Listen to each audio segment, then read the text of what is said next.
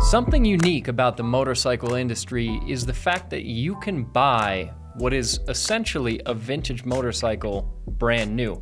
And that's not really true of any other industry that I can think of when it comes to vehicles. So these are our top 5 old motorcycles that you can still buy brand new.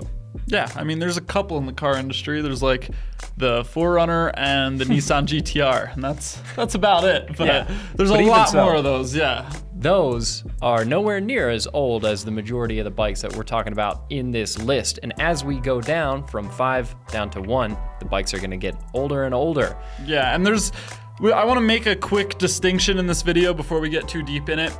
There's a difference here. We're going through bikes that are still in production, that are basically vintage bikes. We're not going through old nameplates. That would be its own video where like the longest running names that have been in use for decades, like the Hornet that just came out. But the Hornet is an all new bike. CB750 in general, the Sportster, there's a lot of nameplates that have been around for a long, long time. But the motorcycles we're looking at today are bikes that haven't had major updates since the dates that we'll talk about. And of course, all of them have gone through at least some minor changes since they were launched. But for number 5 on this list, I'm excited about this one. You guys are gonna hate me. It is the Kawasaki Concourse 1400 GTR. And we did a video a while ago where we went through every single bike Kawasaki makes, and I called this the ugliest bike in their lineup, and you guys lost your minds in the comments on me. But I mean, we'll get to the styling in just a second, but this bike's been around since 2007.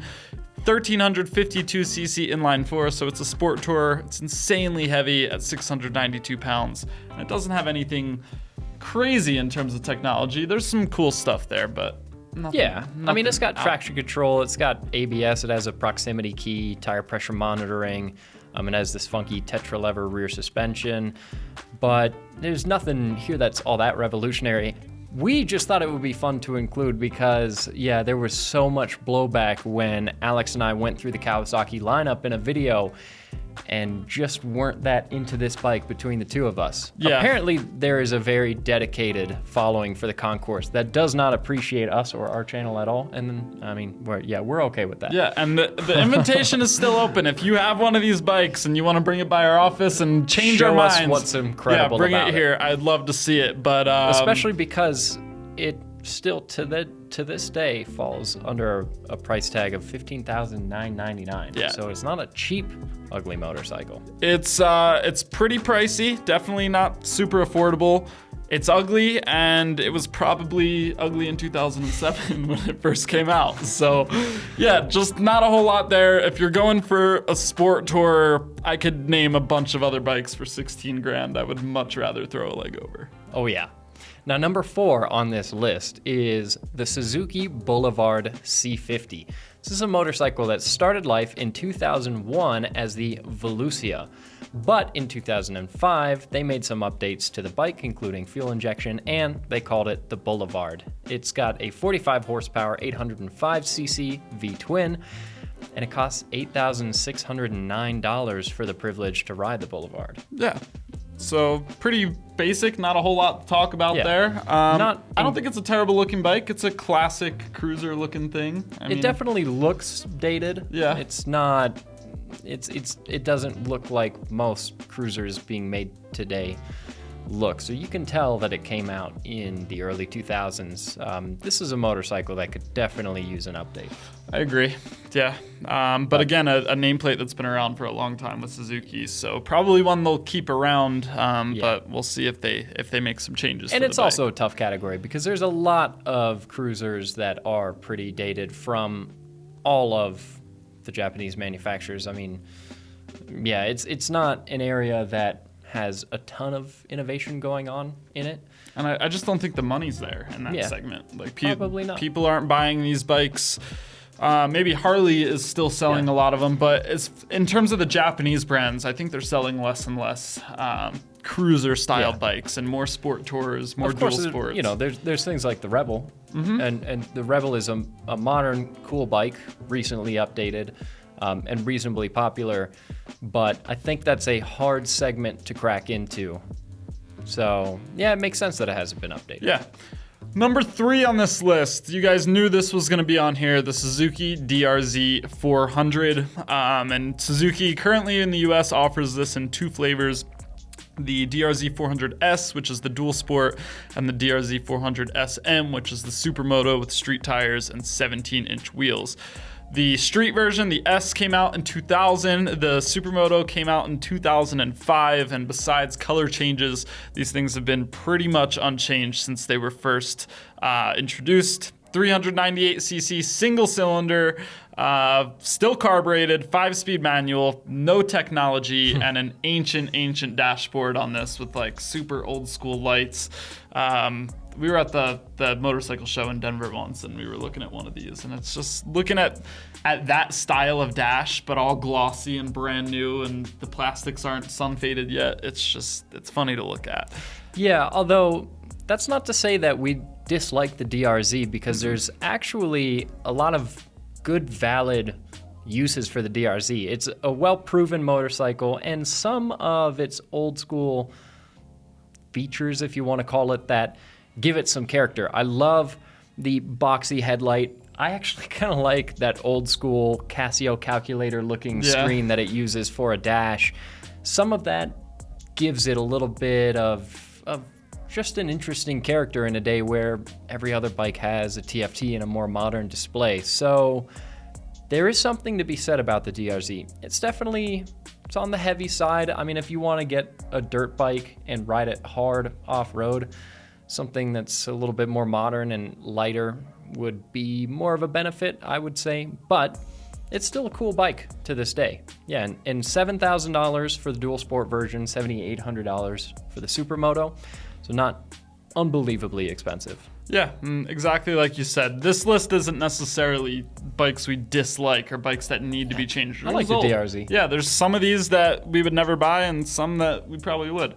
One that we have. Exactly. Actually. There you go. And we'll see that in a second. I'm going to be honest. Number 3, 2, and 1 on this list are pretty much all, they're all different displacements, but they're all kind of the same concept. So going through the different brands here, now we've got the Honda XR 650L. And I'd really like to get one of these back to Colorado this summer. We had some comments asking for one of these. But same idea. This is bigger displacement, 644cc air-cooled thumper. And it's 40 horsepower, so it's a little bit more powerful. Right. And it's been mostly unchanged since it launched in 92 as a 1993 model year. So this is a motorcycle that is a true time capsule. And it's $7,000 to buy new.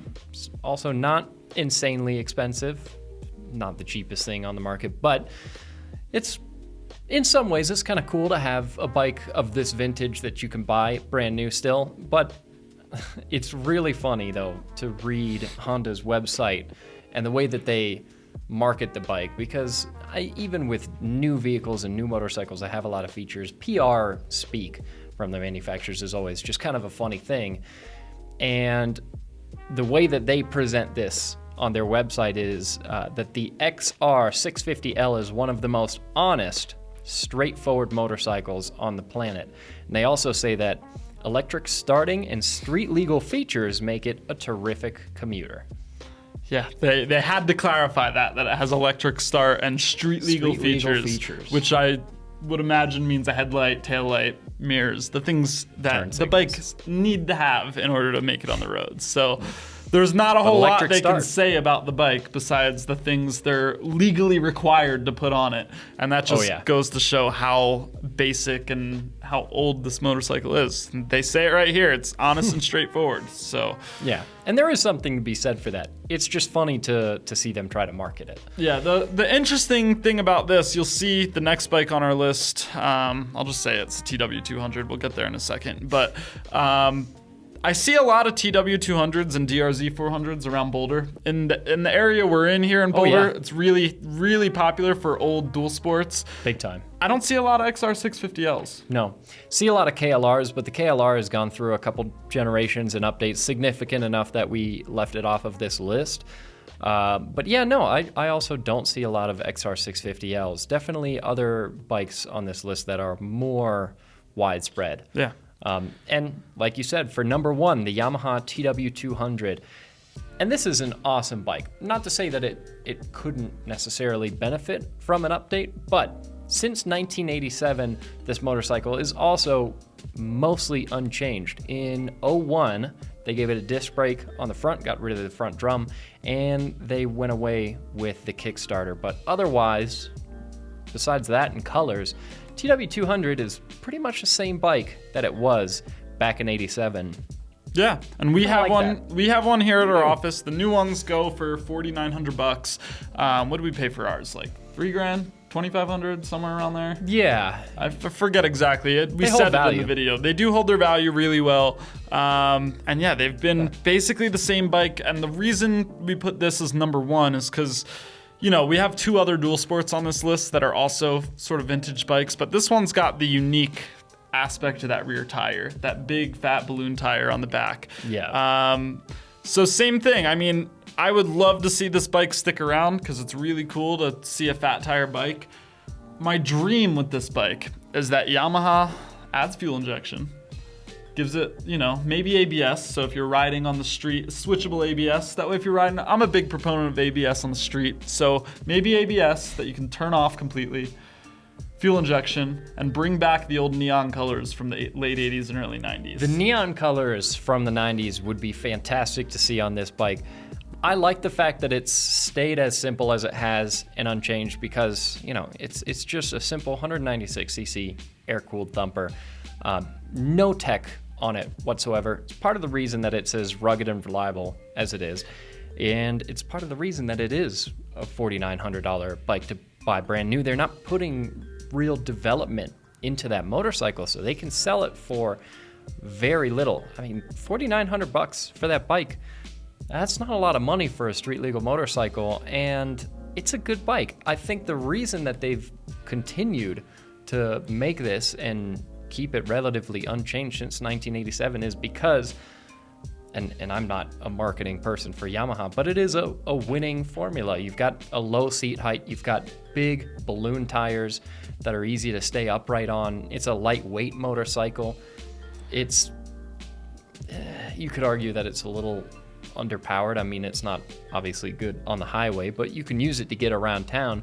But the balloon tires make up for the lack of power, I think. When you step off Not the on the bike, highway, but no, not on the highway. But I mean, the coolness factor, like when you step off the bike and turn around and look at it, It's you a don't good-looking care bike. that it's slow because it looks sick. Totally. And there's not a whole lot of other 200cc dual sports that give you that same feeling where you want to turn around and look at it while you're walking away from it. You know?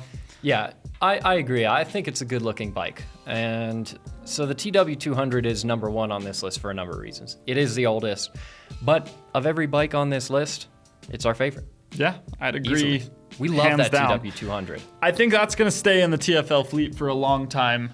One, they hold their value. It's already depreciated as much as it's going to at this point. It's not getting any cheaper, Yeah, and it's just great. I mean, we've had it in the mud. You've thrown it on its side a couple times in the snow and the mud, and it just, you don't care because you know it's just going to pick right back up and nothing's going to be wrong, and it'll keep going forever. Yeah, So. well, and it's the kind of bike that you can go outside of your comfort zone on, and it's just so approachable. We did a video where I rode it through the snow. Pretty deep snow. It's probably 8 inches or so of snow. And I hadn't really ridden in deep snow before. But we let some air out of the rear tire, and man, it was surfing like riding a bike through sand. The TW200 is just so approachable and easy and fun to ride because of that. So really, really great motorcycle. But we also have, for this list, a little bonus, which is not a motorcycle, but it's a bike that we like a lot. Yeah, it's the Honda Ruckus, and you've probably been wondering, we got to number one and didn't talk about the bike behind us the whole time.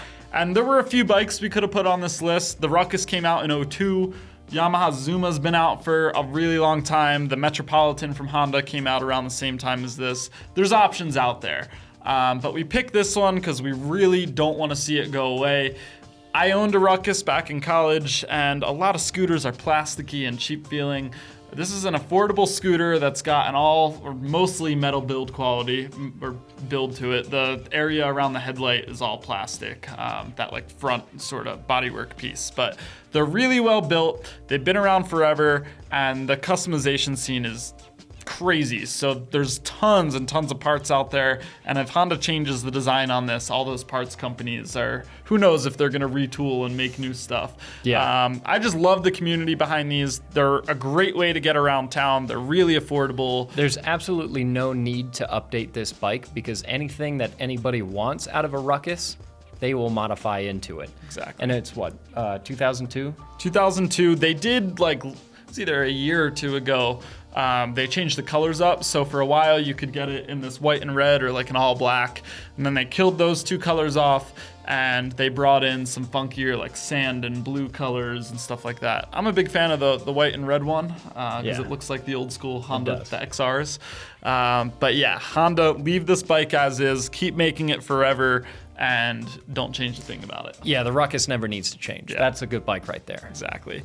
So there you have it. There's 5 and 1 bonus. So 6 of the oldest motorcycles that are still in production today, and you can go to a dealership and buy right now. And let us know too in the comments what other really old school bikes are on the market, because there's a lot that are kind of easy to slip through the radar just because a lot of these older motorcycles don't get talked or promoted a whole lot by the manufacturers. They've got enough of a cult following that they just persist. They just continue to be made without really being highlighted a lot. So drop us some comments. There's plenty of motorcycles still on sale that are older than the Concourse. We just wanted to include that to make all of you upset. But yeah, someone bring us an ugly Concourse. We want to make a video on it. Yeah, let's make a video on it. Yeah, like you said, let us know what other bikes are out there that are ancient. That's a bike that Kawasaki still makes, still is shipping in crates to dealerships, but they probably haven't had one in their press fleet in years. They probably for journalists haven't to ride now. Yeah, they probably haven't had a media ride or advertisements. They're not printing banners to put in the front of their dealerships. They're probably not even on demo rides when they bring most of their models. We work with Kawasaki a lot. We're close with the Kawasaki team, but I'm sure if we asked them if we could get our hands on a Concourse, that would be a strange request for them, because I'm sure that they, like you said, don't have one in the press fleet. I don't think they've heard that since 07. Yeah. Anyway, we'll stop giving this Concourse crap, but like we said, neither of us have ridden this bike, so it's a little unfair to tear into it that much. But who knows? Maybe we'll love it. Yeah, maybe we will love it, but like we said, we're just kind of having fun, and we thought it was funny to include it because last time you guys hated that we included it. So there you go. Check out alltfl.com and tflbids.com. We actually have a Yamaha R1 up on TFL Bids right now. So motorcycles are coming over there. So go check it out. It's a pretty clean bike, and we'll see you in the next video.